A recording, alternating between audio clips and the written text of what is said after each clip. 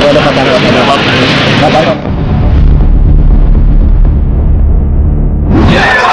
mewakili panggilan dari pihak KPK sebagai saksi untuk memberikan keterangan.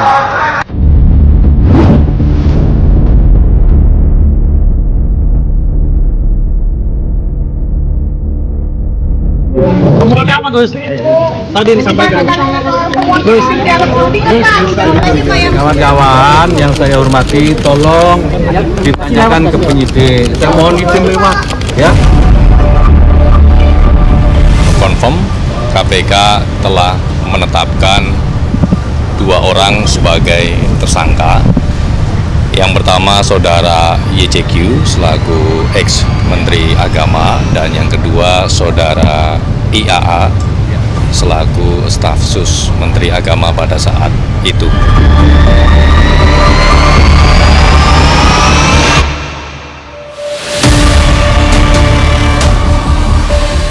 Kuota tambahan 20.000 dari Arab Saudi yang harusnya dibagikan ke 92% ke kuota haji reguler justru dialokasikan setengahnya ke haji khusus dengan tambahan fulus. Alhasil masa tunggu haji reguler makin lama. Apa nggak zalim?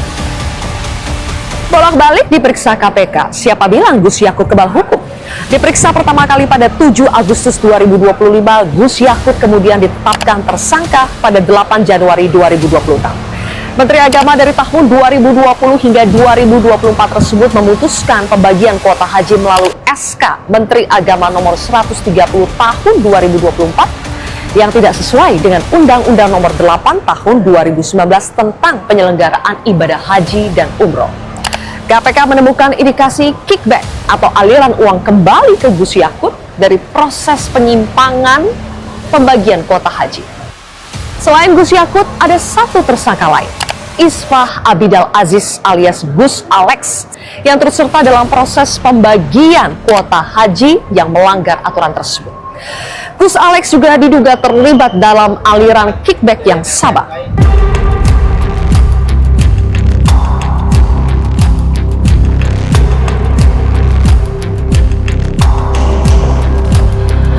KPK menduga ada aliran uang setoran dari Biro Travel 2.600 sampai 7.000 dolar Amerika Serikat per kursi haji khusus. Uang tersebut diduga mengalir dari agen travel melalui asosiasi sebelum diserahkan secara bertahap kepada oknum pejabat di Kementerian Agama.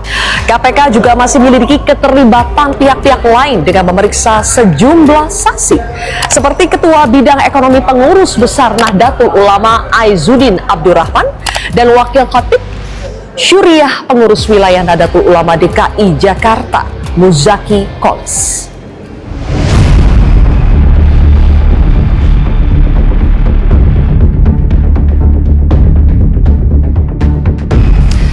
Mas Budi, terakhir ada 3 orang yang dicegah tapi 2 orang yang jadi tersangka.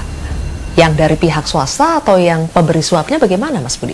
Dalam penyidikan perkara ini, KPK selain memeriksa pihak-pihak di Kementerian Agama berkaitan dengan proses dan mekanisme pengambilan diskresi 50-50 untuk membagi kuota haji itu yang ternyata bertentangan dengan Undang-Undang 8 2019 terkait dengan penyelenggaraan ibadah haji, yang juga tentunya bertentangan dengan asal muasal mengapa pemerintah Indonesia mendapatkan tambahan kuota dari pemerintah Arab Saudi, di mana latar belakang penambahan kuota ini kan untuk memangkas panjangnya antrean begitu ya, tapi kemudian dilakukan diskresi 50%, 50%. Nah, kemudian dalam proses diskresi ini KPK tidak hanya mendalami dari sisi Kementerian Agama.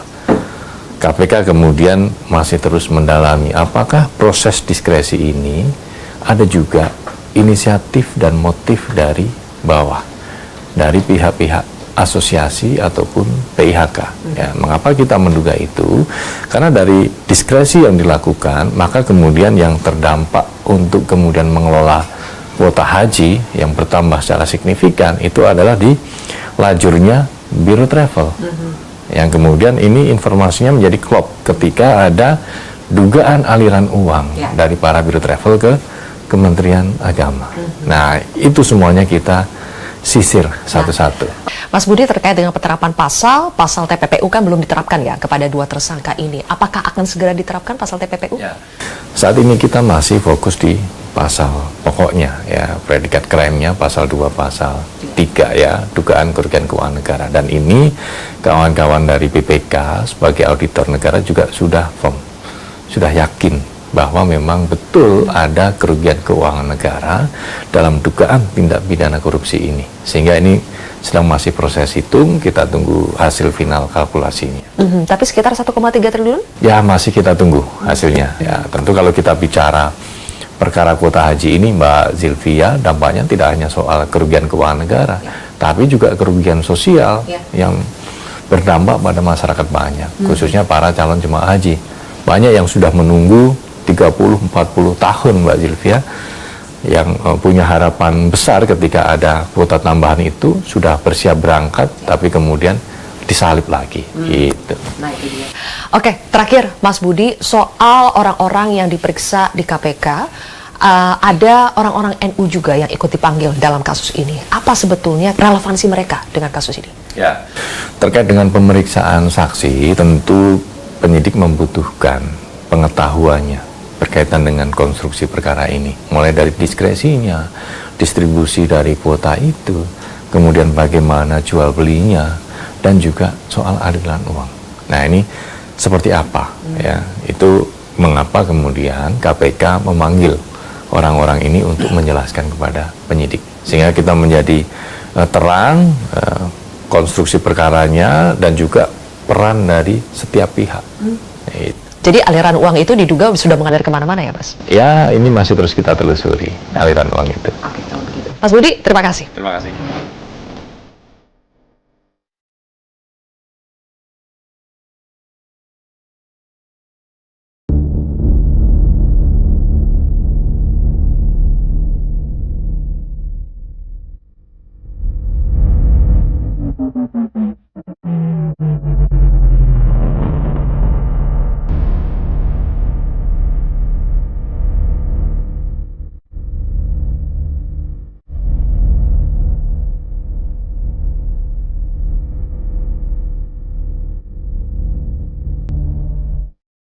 Bukan hanya melalui asosiasi travel haji, aliran uang jual beli kuota haji juga diserahkan langsung ke oknum Kementerian Agama dan ke Circle Gus Yakut. Namun, hingga kini Gus Yakut belum ditahan. Di kantor Kemenak inilah KPK mengumpulkan bukti-bukti hasil korupsi kuota haji yang digeledah dari berbagai lokasi. Korupsi kuota haji berdampak bagi 8.400 jemaah haji yang gagal berangkat. Antrian haji makin panjang dan potensi kerugian negara sedikitnya 1 triliun rupiah. Ironis, perjalanan suci tercoreng oleh oknum Kemenak dan Biro Travel yang tergiur fulus jamaah yang ingin cepat berangkat haji. Inilah kontroversi selengkapnya bersama saya, Zilvia Iskandar.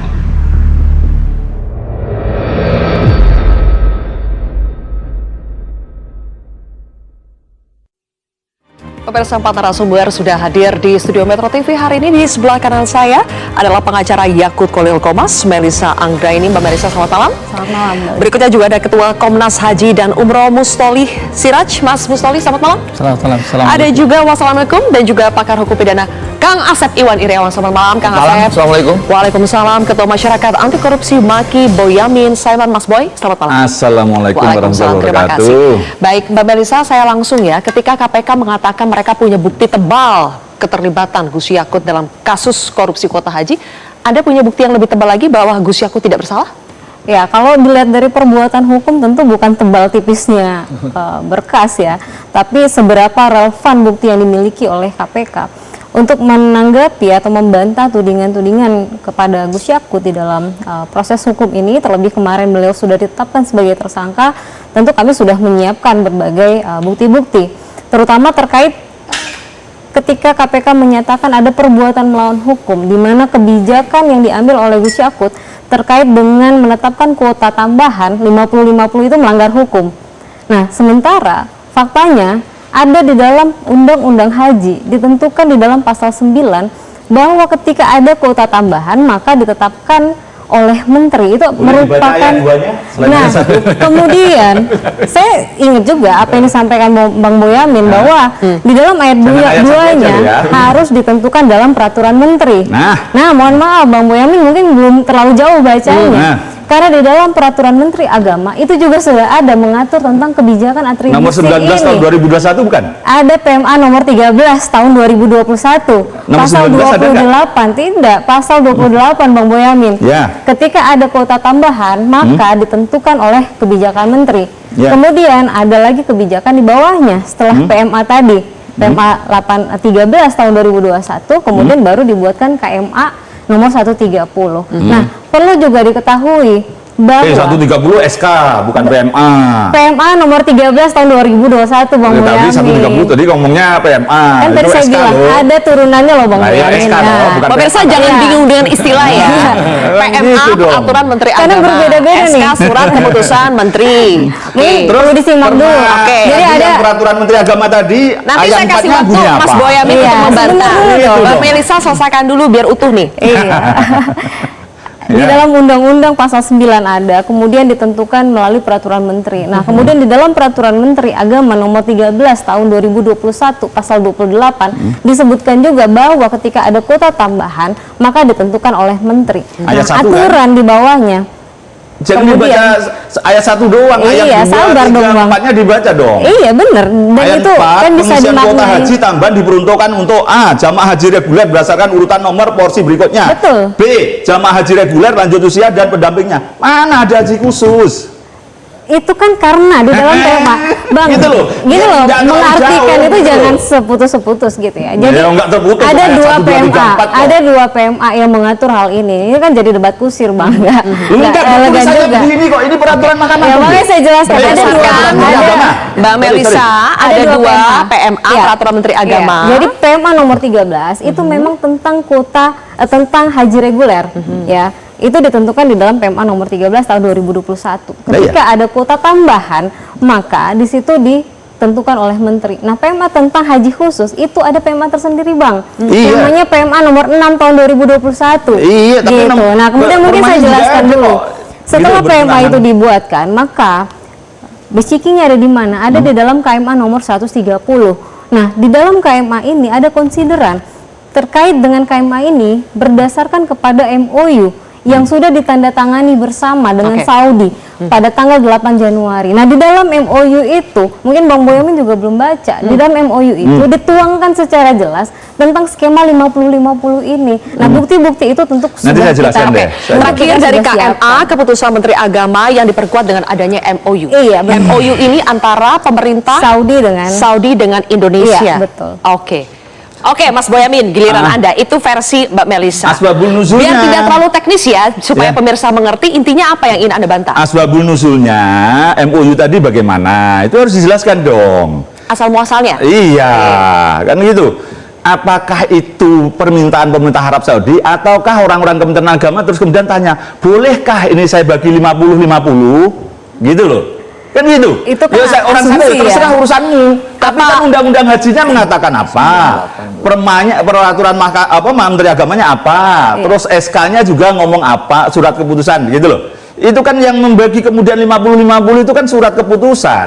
Saya ngomong berkali-kali. Itu harusnya Ada peraturan peraturan Menteri Menteri Agama yang Agama. harus dibawa ke Menteri Hukum HAM karena peraturan. Tapi Kan ada gitu. peraturan Menteri Agamanya Bang Loh, Boyamin. peraturannya juga begini yang itu apa satu ini, pengisian kuota haji tambahan diperuntukkan bagi dari ayat 1 kan begitu Bukan. kalimatnya. Peraturan Gitu Menteri loh. Agama nomor 13 itu ketika ada kuota tambahan ditentukan oleh Menteri Agama. Lah iya, peraturan kan? Iya, Jadi- peraturan itu berbunyi peraturan itu berbunyi ketika ada kuota tambahan. Peraturan kan yang maka undang-undang ya.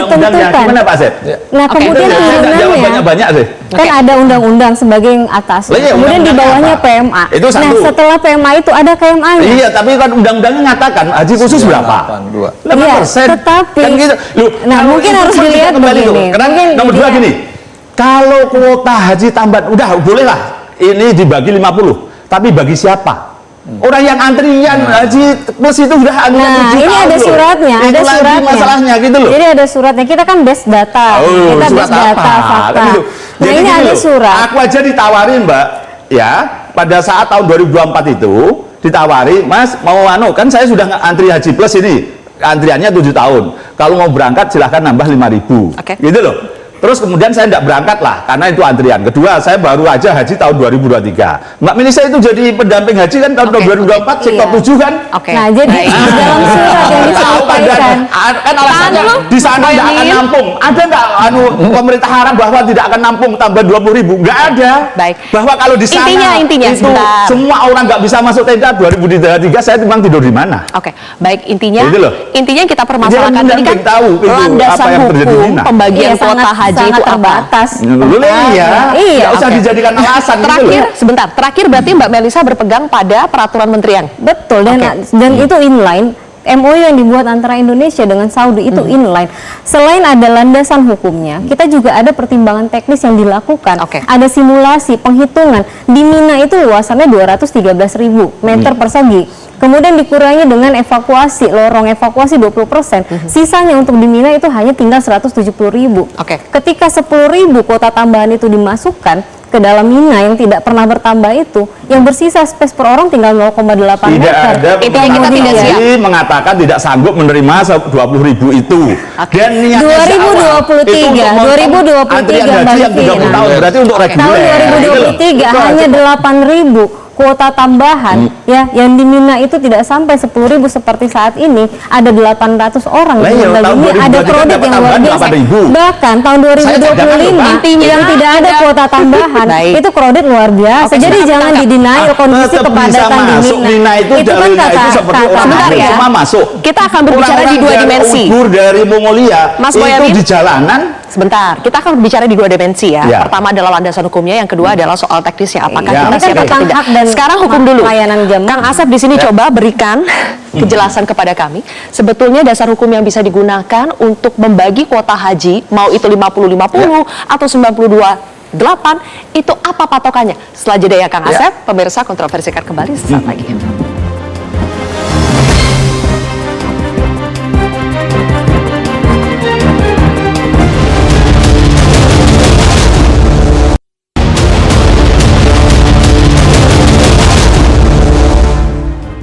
Oke, Kang Asep. Jadi dasar hukumnya harus menjadi pegangan dalam membagi kuota haji tambahan ini apa? Ya, satu-satunya undang-undang yang menentukan angka mungkin undang-undang haji.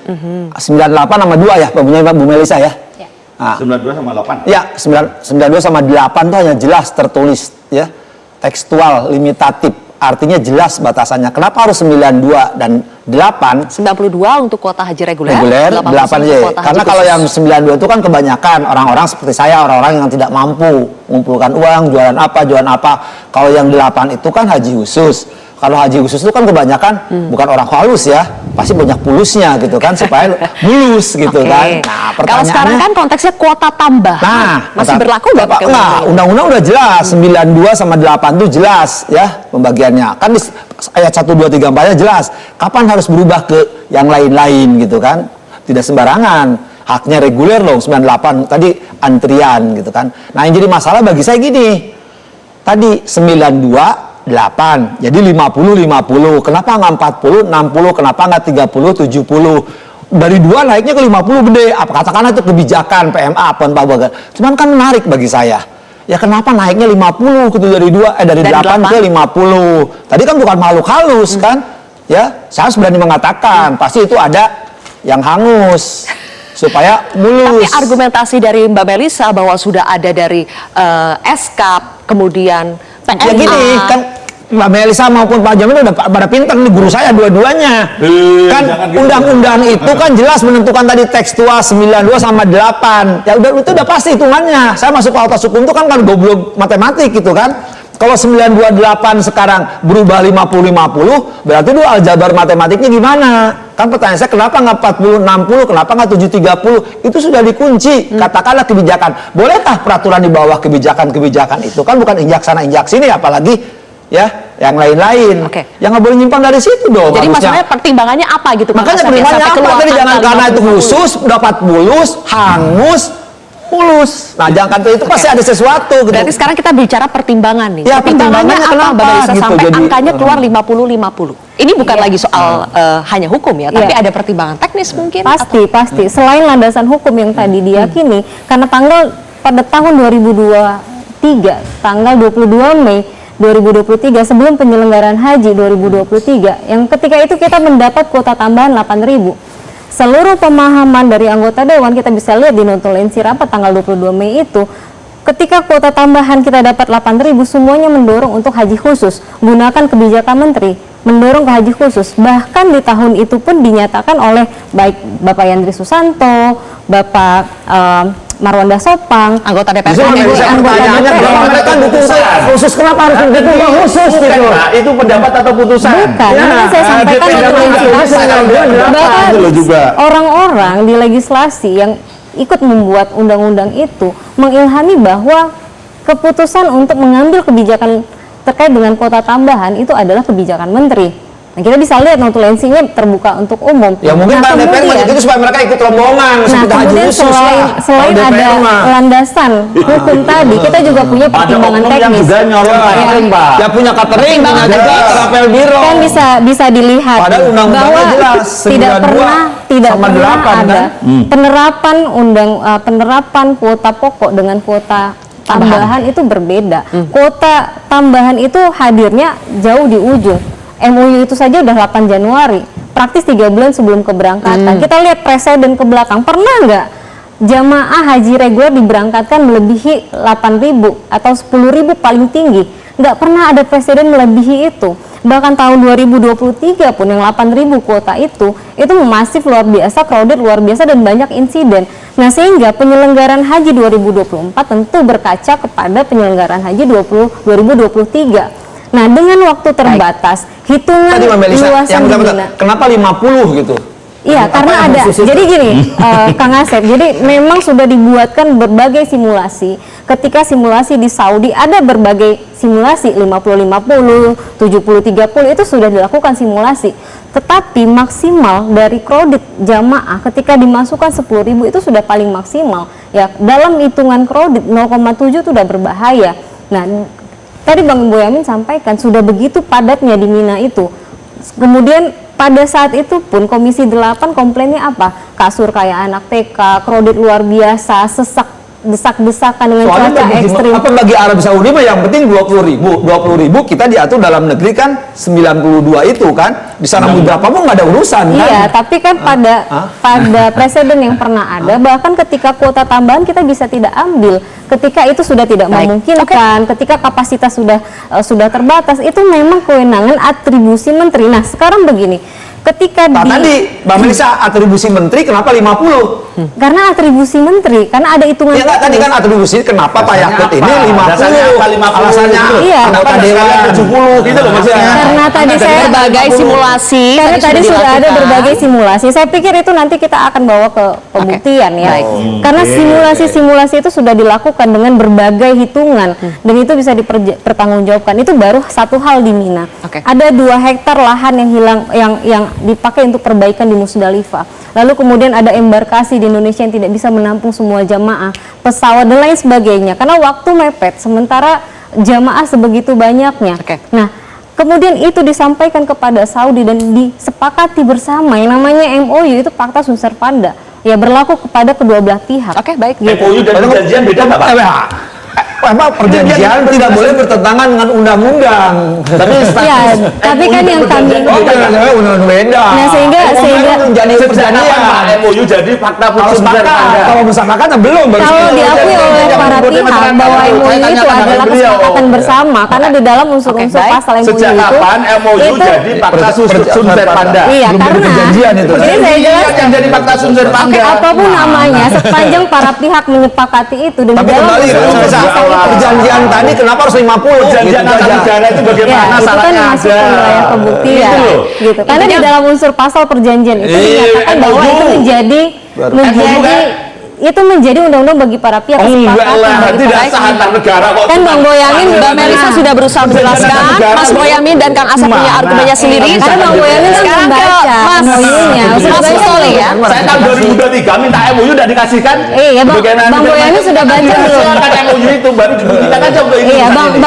Bang Boyamin sudah baca belum MOU-nya? Loh, lah ya saya Belum, minta kan? MOU keseluruhan seperti apa, bagaimana tentang pelayanan, bagaimana segala macam ini kan Iya, dibuka urusan artinya aja. Bang Boyamin belum baca bahwa memang terkait udah dengan dikasih kok. 50-50 itu dimuat di dalam MOU. MOU perjanjian antar Bisa negara kita- itu jelas harus disetujui DPR segala macam. Ini kan hanya omong-omong dituangkan Nah, dalam bahkan di dalam tulisan. tanda tangan MOU itu dihadiri oleh DPR gitu loh. Maksud Dihadiri tujuan oleh DPR pada saat tanda tangan, iya. Saya perkara kan nanti DPR. Boleh, ada, saya ada juga. Melanggar Oke, undang-undang ada. Dihadiri ya? Itu dihadiri. Kalau terpilih saya laporkan MKD itu. Oke, baik. Itu dihadiri oleh anggota DPR. Ada kok di dalam Silakan berita. dibawa ya nanti ya. Sekarang Pak Mustoli berbicara terlebih dahulu karena ada argumen yang berbeda lagi dari Ya. Pak Mustoli yang mengatakan bahwa sebetulnya Menak Yakut ketika itu tidak melanggar aturan pembagian kuota haji tambahan. Anda dengan tegas mengatakan itu sejak 2024. Kenapa Anda bilang begitu? Iya, saya sampai hari ini masih berpegang pada pendapat saya, belum ada qaul jadid. Nah, artinya begini, bahwa atribusi kewenangan itu kan jelas tertuang di pasal 9. Jadi kalau kita melihat konstruksi daripada penyelenggaraan ibadah haji itu kuota itu sebetulnya dari tahun ke tahun itu sebenarnya berbeda-beda. Angka 221.000 itu sesungguhnya itu dari 2019 ke sini. Kecuali tahun 2022 itu 100.050. Nah, oleh karena itu kemudian pasal 9 ini menurut saya menjadi way out ketika terjadi situasi-situasi seperti penambahan kuota tadi. Nah, tapi tadi saya agak agak tidak sependapat dengan Kang Asep terkait dengan angka 92 itu sudah pasti. Angka 92 itu kalau kita baca bolak-balik sampai 2 kali kiamat tidak akan ketemu. Jadi kesimpulan daripada angka 92 itu diambil karena konsekuensi daripada pasal 64 ayat 2. 8%. Nah, 8% itu kan kunci untuk kuota Khusus. yang sifatnya haji khusus dan kuota yang normal dalam arti kuota dasar. Nah, maka kemudian ketika kemudian tadi Kang Asep bilang ada hal menyangkut terkait dengan angka 90, tidak ada angka 92, Kang. Yang ada itu adalah karena sudah diambil 8% sehingga asumsinya kemudian muncul 92%. Logika kita 100 juga nggak Sesungguhnya pas 92. begini, ada banyak Berbeda. saya sebagai Komnas Haji yang kemudian menggeluti dan kemudian mengadvokasi isu-isu haji dan umroh belasan tahun begitu ya. Tentu dengan adanya langkah KPK melakukan tindakan penegakan hukum terhadap ini sangat setuju. Dan bukti kecintaan kita kepada KPK itu kan dengan cara apa? Tidak kemudian serta-merta yang disampaikan KPK itu kita telan mentah-mentah, kita filter. Contoh misalnya terkait dengan kerugian negara nih, yang menjadi konstruksi undang-undang tipikor yang diterapkan oleh KPK kepada Gus Yakut dan Gus Alex gitu ya. Kerugian sosial. Itu juga kita bisa challenge itu, yang kemudian misalnya begini. Kalau misalnya KPK menggunakan kalau yang disangkakan itu adalah menyangkut kerugian negara terkait dengan basisnya adalah APBN, APBD, PNBP atau kemudian yang terkait dengan BUMN, itu clear, no debat di sini, no issue. Sekarang gini, katakanlah di undang-undang tadi tidak ditentukan lah ya, misalnya ditafsirkannya 92 bukan 8. Nah, tapi persoalannya kenapa reguler sama khusus sama 50-50 gitu. Iya, itu tadi saya sampaikan ada perhitungan-perhitungan itu. Ya, karena kalau lebih kepentingannya reguler lebih diutamakan dari kelompok khusus ini kan. Iya, tapi kan betul. aneh gitu kan, kenapa sama statusnya aneh, padahal ya? reguler sama Iya, khusus itu dua hal yang aneh. berbeda. Itu Kan dari sana sebenarnya harusnya kan minimal 60, Tidak aneh. 40, Tidak anehnya 55, kenapa? 45. Tidak aneh. Tapi kalau juga. misalnya kita melihat konteks, misalnya tahun 2023, Enggak, aturan yang terakhir aja undang-undang itu, Pak. ini kan ada konteks Iya. yuridis dan ada Betul. konteks sosiologis, Kang. Ya, tapi kan itu kan jelas tekstual kok di situ penarikan bahwa reguler itu lebih Karena banyak di situ daripada khusus. di pasal 9 itu mengatribusikan bahwa ketika terjadi Ya. kuota tambahan itu menjadi kewenangan penetapan. Ya yang tadi menteri, kalau kata gitu. kewenangan, Nah, kenapa oleh karena kewenangan tadi harus sama gitu antara reguler sama khusus? Ya, dilihat Karena ke khusus belakang. duitnya banyak, lebih banyak Enggak. berkepentingan. Enggak juga, saya Oh kira enggak tidak. lah, Tidak kita udah juga. tahu lah kalau Tidak yang juga. haji khusus itu kan orang kaya semua. Ya, tapi kan Belum nggak tentu begitu. yang kerja punya Proses- biro proses jasa juga pembuktian siapa? belum Di tentu. DPR siapa? Jadi Kita dilihat tahu ke lah, belakang. itu Oke. mah. Kang Asep, Ya, Iya, saya tadi, bilang sebentar. Benyamin. Maksimal yang pernah Ini ada balik itu. lagi ya, balik lagi ke alasan kenapa pembagian kuotanya segitu. Tapi itu kita sepakat, sepertinya sepakat bahwa ini tidak akan sepakat di sini. Makanya Pak Mustoli tadi mau melanjutkan dulu poinnya soal pasal 2 dan 3, konstruksi pasal. Soal konstruksi yang dituduhkan Kerugian kepada negara. terkait dengan kerugian negara, ini saya kira merupakan hal baru yang baru diterapkan oleh KPK terkait isu haji. Di luar dasar dan unsur delik. Nah, misalnya Undang-undang begini, tipikor. karena selain undang-undang misalnya undang-undang BPK, undang-undang APBN, undang-undang PNBP, ya kan, itu kita clear itu. Tapi ingat di undang-undang terkait dengan penyelenggaraan ibadah haji itu ada undang-undang nomor 34 tahun 2014 tentang pengelolaan keuangan haji. Ya. Nah, ini yang kemudian nanti problematis ketika KPK ingin membuktikan bahwa apakah ini kerugian negara atau bukan. Kenapa seperti itu, Pak? Kalau kita rinci misalnya dari undang-undang 34 tahun 2014 junto pasal 9 dan pasal 13 PP nomor 5 tahun 2018, sistem keuangan haji itu dikelola secara menggunakan ekonomi syariah. Basisnya adalah akad wakalah. Apa itu akad wakalah? Akad wakalah itu adalah titipan. Jadi saya sebagai sohibul mal, sebagai pemilik dana, menitipkan uang. Uang itu, uang awal itu namanya uang setoran awal. Oke. Yang nanti ketika ditentukan oleh DPR bersama dengan pemerintah, dalam hal ini adalah waktu itu Kementerian Agama, sekarang Baik. Kementerian Haji, itu kemudian nanti dikembalikan lagi kepada jamaah haji. Intinya uang Ya, jemaah tapi bukan kan uang negara. Itu maksud Undang-undang Anda ya? BPKH, saya sitir ini, Oke. undang-undang BPKH. Sebentar, biar Kenapa pemirsa orang haji paham. reguler yang Ya. tidak antri berangkat tahun itu bayarnya sama dengan haji yang lain? Bayarnya gimana? Ada orang yang meninggal dan lain sebagainya, terus kemudian banyak yang berangkat, terus diganti orang yang tidak antri berangkat daftar tahun itu juga, berangkat tahun itu juga, bayarnya kok sama dengan haji yang lain? Harusnya kan 93 juta keseluruhan. Ya. Terus BPKH mensubsidi sehingga orang 50 juta. Ini kan yang antri 20 tahun, 30 tahun yang lalu. Lah ada 1-2 orang, banyak sih sebenarnya, yang 0 tahun berangkat haji reguler, bayarnya juga cuma 50. BPKH kecolongan juga, harusnya dia bayar 93, tidak dapat hak subsidi.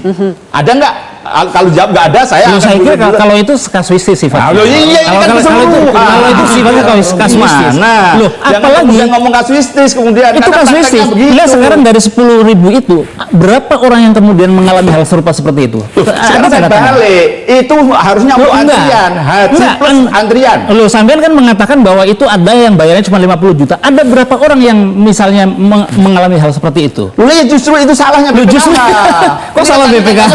Jangan lempar ke Nah, ini BPKH. nanti- Loh, enggak dong, memang BPKH salah. Loh enggak, BPKH itu Mas Boy, BPKH itu Anda tahu, BPKH itu hanya sebagai juru bayar, makanya disebut Oh, berarti yang salah kemenang dong. Bukan, tidak salah, Loh, nggak enggak. salah dia. Oh, ini ada beberapa Konstruksi, orang berarti, yang harusnya bayar 93 enggak bukan, berhak berarti subsidi. Mas Boy tidak memahami antara keterkaitan undang-undang terkait dengan undang-undang keuangan haji dengan undang-undang penyelenggaraan ibadah haji. Beda. Jadi beginilah, kalau misalnya Iya, gimana? gini, Ini Makanya nanti BPKH tambah masukan jadinya kan. Gitu. makanya BPKH itu sering di roasting oleh lembaga-lembaga lain sebagai lembaga yang juru bayar saja. Kenapa? Karena di konstruksi Undang-Undang Nomor 8 Tahun 2019 itu mengunci BPIH, biaya penyelenggaraan ibadah haji, itu hanya yang terlibat secara aktif itu cuma 2 pihak. Yang pertama itu adalah Kementerian Agama waktu itu ya. Iya. Yang kedua adalah DPR. Nah, dia cuma dilibatkan untuk bayarin saja. Begitu DPR dan kemudian Kementerian Agama mengesahkan dan ada kepresnya, kepres BPIH yang ditekan oleh Presiden, maka dia bayar. Tapi sebelum dibayar harus ada pengantar dari Kementerian Agama bahwa ini bayarnya sekian. Contoh, hari ini misalnya terjadi di Kementerian Haji yang baru ini, itu terjadi. Tapi ini di haji khusus. Apa yang terjadi? Haji khusus sudah banyak yang lunas, tetapi kemudian belum dicairkan oleh BPKH. Kenapa? Karena BPKH merasa belum mendapatkan surat dari mana? Dari Kementerian Haji. Kementerian Haji kemudian beralibi bahwa karena belum melengkapi persyaratan-persyaratan. Sedangkan jamaah-jamaah haji merasa oleh travel itu sudah melengkapi semua. Ya. Nah, itu Udah, kira-kira saya- begitu. Jadi catatan nanti berarti yang salah Kementerian Agama, orang yang 0 tahun bayar hanya 50 Bukan. padahal harus Makanya berarti pertanyaan nanti saya, biar ada nggak berapa tambahan tersangka ini. peristiwa yang kemudian dialami oleh oleh jamaah-jamaah haji yang seperti itu. Karena tahun 2014 Bang Mas Boy, sorry 2025 kemarin itu, Singkat saja, Pak kami Musoli, juga karena ini sebenarnya menemukan kita berbicara ternyata hal yang bahkan berbeda lagi nih. mereka yang sudah nyampe di Arab Saudi dipulangkan karena Iya, visanya dibatalkan. betul. Tapi saya hanya bisa menyatakan baru satu peristiwa ini yang kita temukan. Gitu. Dan 2025 yang tidak ada Ini- kuota tambahan juga Ini- ada 0 jamaah yang berangkat dari haji khusus. Nah, Karena berarti secara regulasi apakah ini sistemik? ada. Pertanyaan gini Mas Boy. Iya. Pertanyaan begini Mas Boy. Apakah yang tadi Mas Boy sampaikan itu sistemik atau ada oknum?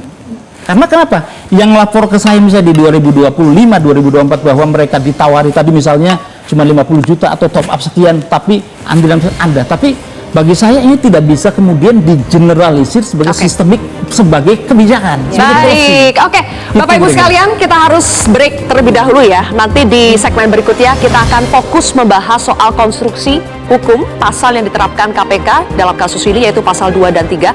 Kenapa ini penting? Karena pasal yang digunakan, kita yang awam mungkin akan lebih paham kalau ini pasal penyuapan. Ada yang memberi suap, ada yang menerima suap. Tapi ternyata yang diberlakukan adalah pasal bagaimana seorang pejabat melawan hukum melakukan perbuatan memperkaya diri sendiri atau orang lain dengan ada kerugian negara atau perekonomian negara.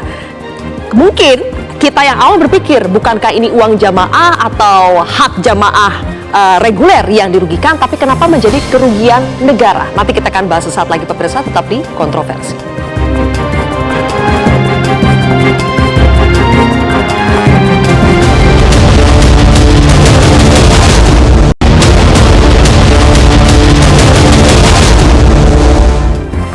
Pemirsa, KPK menjerat Gus Yakut dengan pasal 2 ayat 1 Undang-Undang Tipikor dan juga pasal 3 yang intinya adalah memperkaya diri sendiri atau orang lain, kemudian merugikan keuangan atau perekonomian negara.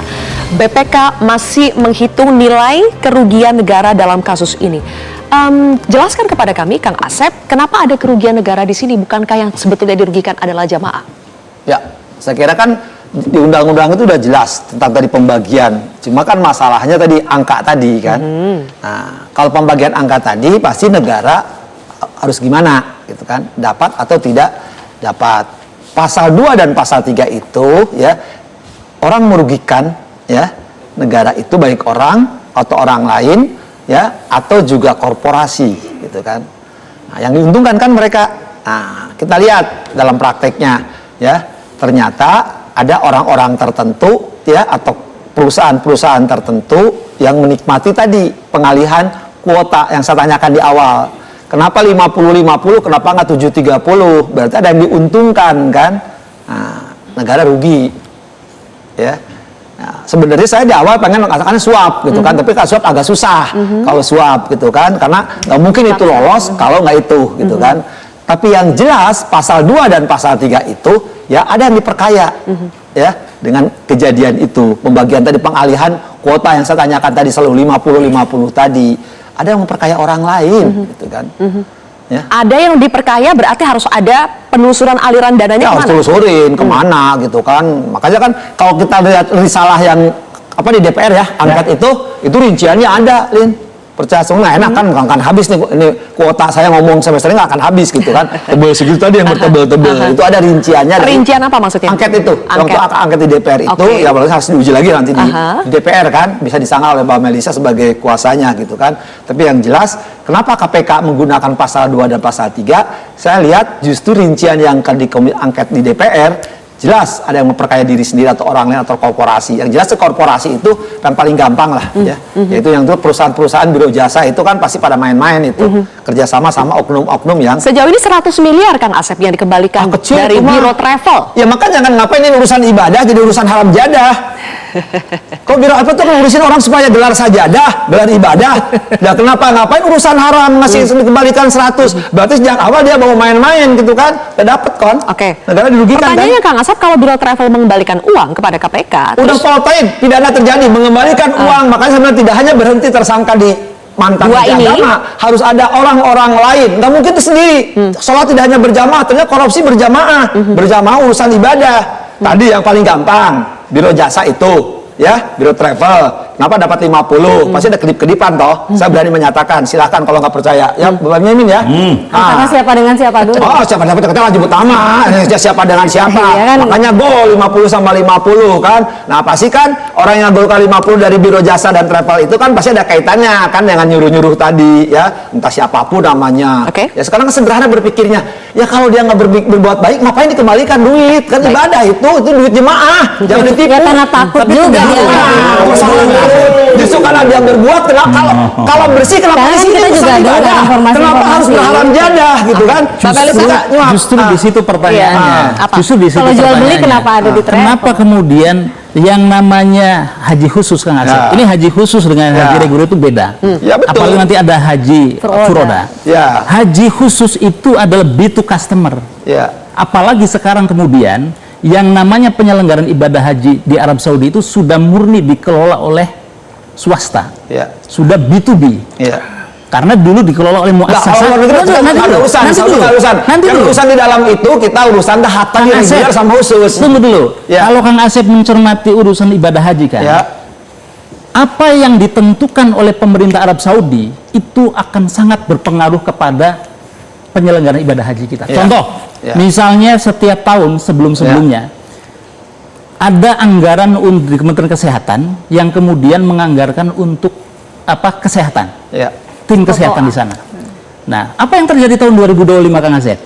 Arab Saudi melarang misi haji Indonesia itu membuka klinik, tutup. Padahal anggarannya sudah ada. Apa itu penyimpangan? Itu karena apa? Lu karena wilayah haji itu bukan penyelenggara ibadah haji itu Kang Asep. Itu bukan kayak Jambore di Cibubur, Ya. tapi di Armusna. Sama dengan tahun 2024. Maka apa? Tunggu Mbak Melisa. Maka apa? Yang harus dipatuhi dan yang mengatur itu adalah konstitusinya Arab Saudi, bukan Undang-Undang Nomor 8 tahun 2019. Balik lagi fokus ke 100 miliar itu, akhirnya dikembalikan ke Biro Travel, jadi justru ini persoalan ini harus Persoalannya apa? di-challenge oleh misalnya Kembali ke DPR. sebentar, selesaikan dulu. Biar 27 itu selesai dulu Mas Boyamin, baru Anda tanggapi. Dia dulu, dia dulu. Ayo.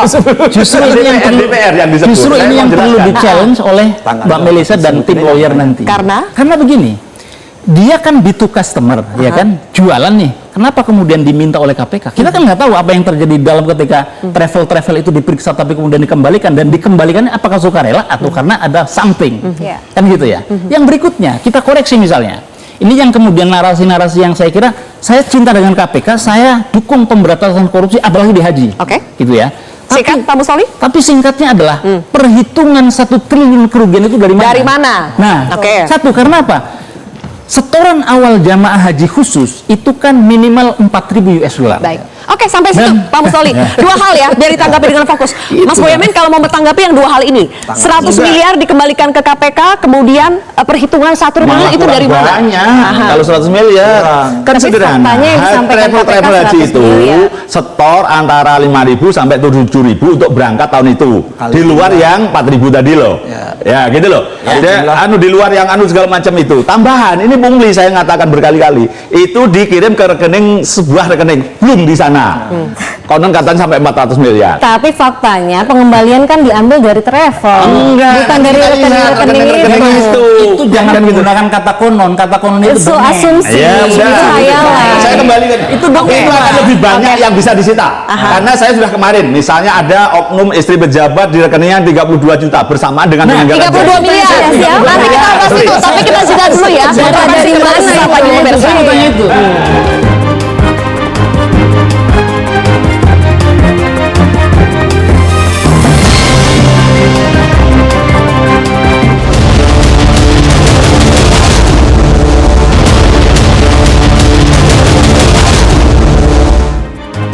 Baik, pemirsa, di segmen terakhir ini kita akan bahas soal dugaan aliran dana dari kasus dugaan korupsi kuota haji ini.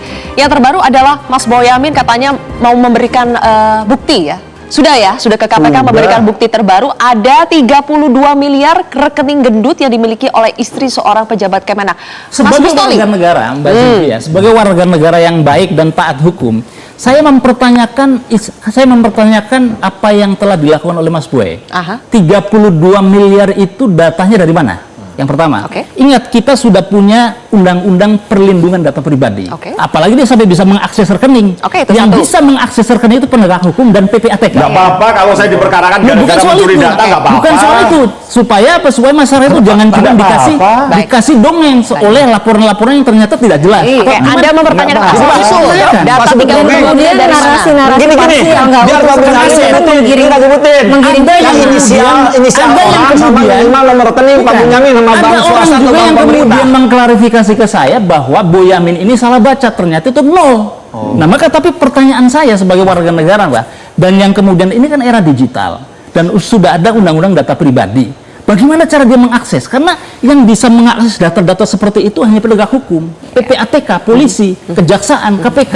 Baik. Ya kan? Oke, Anda masih Dan punya mana waktu. dia? Pernyataannya Apakah apa? dapat bocoran? Itu Siapa yang pertanyaan. membocorkan? Itu pertanyaan. Kan begitu. Sebagai closing statement dari Anda. Sebagai closing Rapat statement, angket itu. kami sebagai Komnas Haji sangat mendukung pemberantasan korupsi tanpa ampun di Baik. sektor haji. Dengan catatan bahwa pemberantasan korupsi, law enforcement itu tidak melanggar hukum.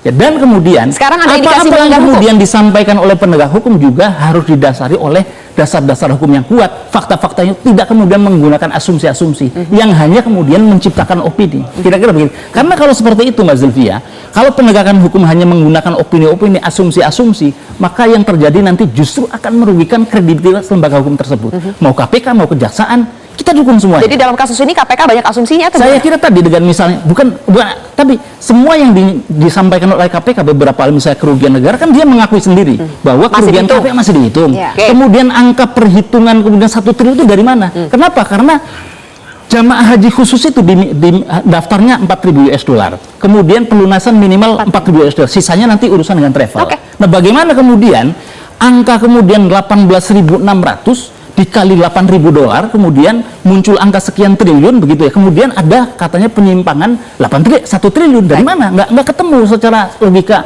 hitung-hitungan matematika dasar pun nggak. Jangan-jangan pakai hitungannya pakai apa nih? Karena BPK belum hitung. Oke. Apakah ngitungnya pakai ChatGPT misalnya? Atau misalnya konten-konten yang sekarang beredar. Oke, dua hal ya yang Kita sebagai disampaikan oleh kemudian Pak Mustoli. warga negara tetap harus kritis kepada memfilter apa-apa yang disampaikan oleh KPK, apalagi yang disampaikan oleh Mas Boy sebagai warga negara. Nah, itu, Pak. Intinya sama-sama mempertanyakan angka. Mbak Melisa dulu baru kita ke kubu ini. Silakan Mbak Iya. Melisa. Dalam pengambilan kebijakan seperti yang tadi saya sampaikan, ada kebijakan berdasarkan undang-undang, ada perhitungan teknis. Nah, kemudian ketika kuota tambahan ini dimintakan oleh Presiden menyerahkan itu di bulan Oktober.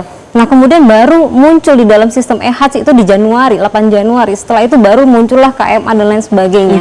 Bahwa pertimbangan teknis itu dilihat dari penyelenggaraan haji sebelum tahun 2024.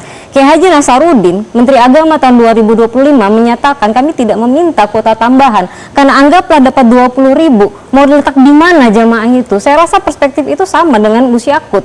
Karena memang kapasitas di Mina itu tidak pernah bertambah. Nah, ketika beliau memiliki kebijakan atribusi oleh undang-undang, jurisprudensi presiden tidak pernah memberangkatkan jamaah sebesar ini.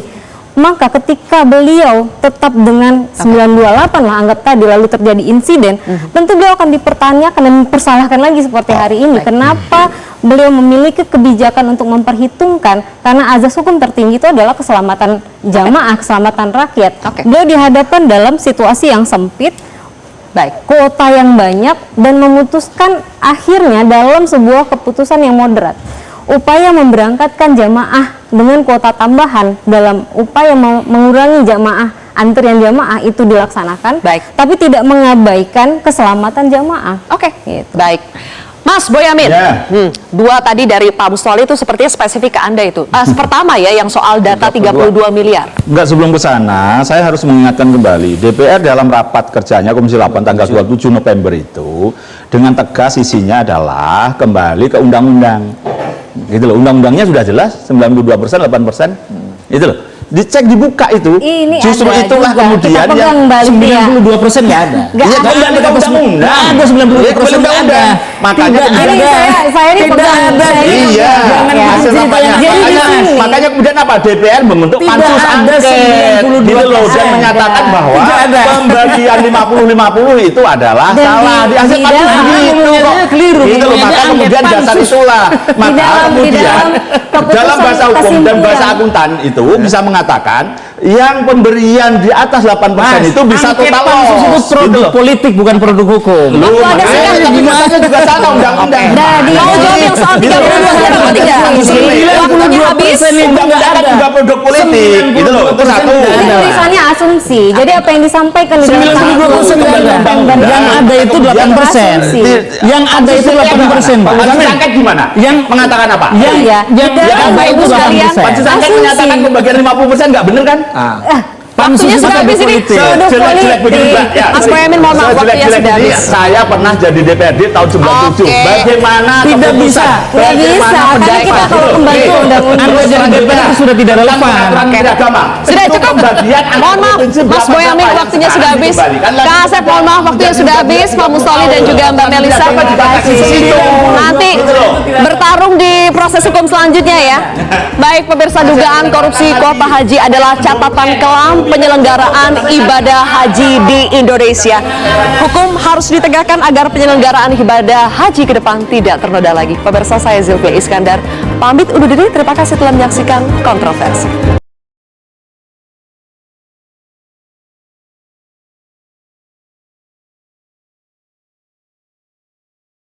Download Metro TV Extend sekarang.